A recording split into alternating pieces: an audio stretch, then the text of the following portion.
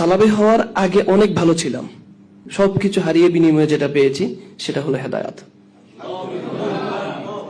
হিন্দু থেকে মুসলমান হওয়া সহজ, কিন্তু মাযহাব ত্যাগ করে আপনি সহিহ হাদিস মানবেন, কোরআন হাদিস মানবেন, এটা অনেক কঠিন।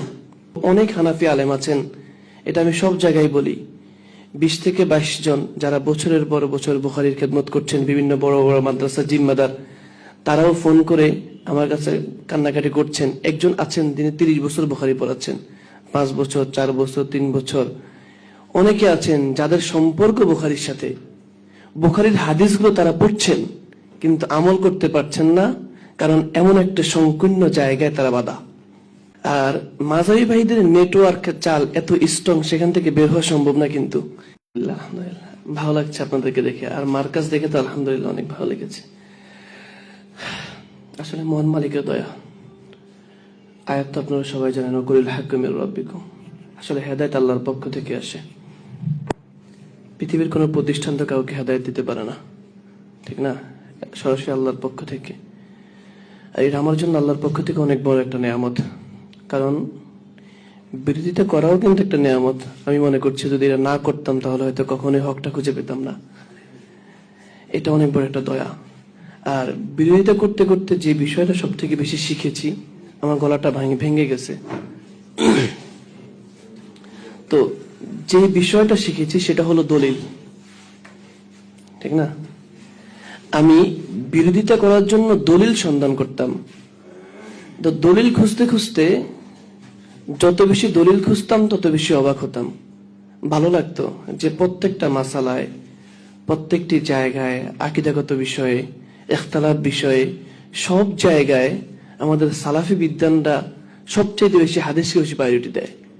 আর আমাদের মাযহাবী ভাইয়েরা যেখানে ইখতিলাফ হয়, দ্বন্দ্ব লাগে, আল্লাহ তাআলা বলেছেন ফিরে যাও কোরআন ও হাদিসের দিকে, ওনারা ফিরে যায় মাযহাবের দিকে।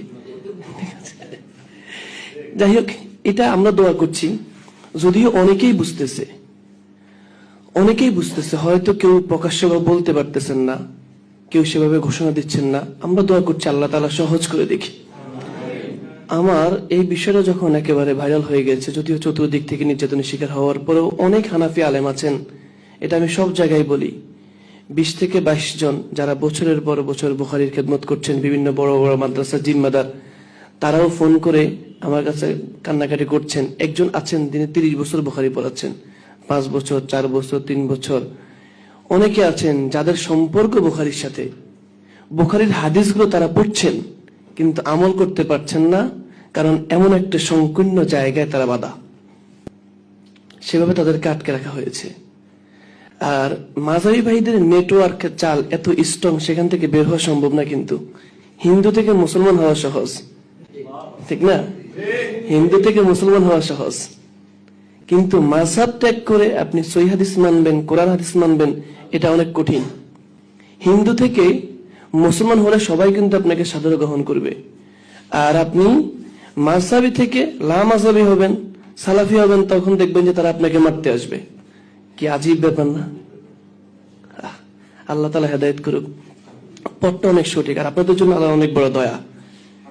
আপনাদের জন্য আল্লাহ অনেক বড় দয়া যে আপনারা সঠিকটা বুঝেন, মানেন এবং সঠিক পথে আছেন। আলহামদুলিল্লাহ, আল্লাহ তাআলা আপনাদেরকে কবুল করেছেন, কবুল করুক, মরণ পর্যন্ত কবুল করুক। একটা কথা না বললে নয়, আপনারা হয়তো অনেকে জানেন, আমাদের ইমাম আবু হানিফা রাহিমাহুল্লাহ, আমরা তাকে সর্বোচ্চ সম্মান করি। ইমাম আবু হানিফা রাহিমাহুল্লাহর নাতি, তিনি কিন্তু আকীদায় মুতাজিলা হয়ে গিয়েছেন। এটা আপনারা জানেন না হয়তো অনেকে। ইমাম আবু হানিফা রাহিমাহুল্লাহর আকীদার 50% সালাফদের আকীদার সাথে মিল আছে, কিন্তু ওনার নাতি তিনি পরবর্তীতে মুতাজিলা হয়ে গিয়েছিলেন তাদের খপ্পরে পড়ে। সুতরাং হেদায়েত পাওয়াটা যত বড় নেয়ামত, মরণ পর্যন্ত হেদায়েতের উপরে অটল থাকা তার চাইতে বড় নেয়ামত। আমি এই দোয়া চাই আপনাদের কাছে, আল্লাহ তাআলা আমাকে কবুল করুক। দোয়া করবেন তো ইনশাআল্লাহ। আর যদি কোথাও যদি শুনেন যে আতর্কিত হামলায় আমি মারা গিয়েছি, তাহলে আমার জন্য দোয়া করবেন, ঠিক আছে? যে কোনো মুহূর্তে মারা যেতে পারি। আল্লাহ তাআলা সেটাও মৃত্যুটা যেন সুন্দর হয়, কারণ অবস্থা খুবই খারাপ। আমার অবস্থা খুব এতটুকু খারাপ যেটা আমি বলতে পারছি শুধুমাত্র রবের কাছে বলছি, ঠিক আছে? শুধুমাত্র রবের কাছে বলছি। আমার পরিস্থিতি, যদি এমন কিছু কথা আছে যেটা কারোর কাছে বলা যায় না, বললে হয়তো আপনারা কিছু না বললেও তারা বলবে সিনফিতি অর্জনের জন্য বলছে, কিছু ফায়দার জন্য বলছে। আসলে কোনো ফায়দার উদ্দেশ্য নাই। বিশ্বাস করেন, সালাফি হওয়ার আগে অনেক ভালো ছিলাম, অনেক টাকা পয়সা ইনকাম করতাম, অনেক মাহফিল পেতাম, যাই হোক এরকম ভাবে অনেক ভালো ছিলাম। সবগুলো ত্যাগ করতে হয়েছে। আমি জানি আমাকে সবকিছু হারাতে হবে, কিন্তু সবকিছু হারিয়ে বিনিময়ে যেটা পেয়েছি সেটা হলো হেদায়াত। এরকম হারাতে, তারপর যদি জীবনটাও যদি হারাতে হয়, আলহামদুলিল্লাহ প্রস্তুত আছি। জীবনটা হারিয়ে ফেলবো, কোনো সমস্যা নেই। তবে আমার ছেলে সন্তান যারা আছে তাদের জন্য তো ওসিয়ত করে যাব, দোয়া করবো আল্লাহ তাআলা তাদেরকে যেন, পরবর্তী প্রজন্মকে যেন আল্লাহ তাআলা বিভ্রান্ত না করেন, তারাও যেন সহিহ আকীদার উপর আমৃত্যু পর্যন্ত থাকতে পারেন। আল্লাহ তাআলা কবুল করে। আপনারা দোয়া করবেন। যে এতটুকু আমার সংক্ষিপ্ত বক্তব্য, আমার জন্য দোয়া করবেন। আমি দোয়া করছি। বলেন।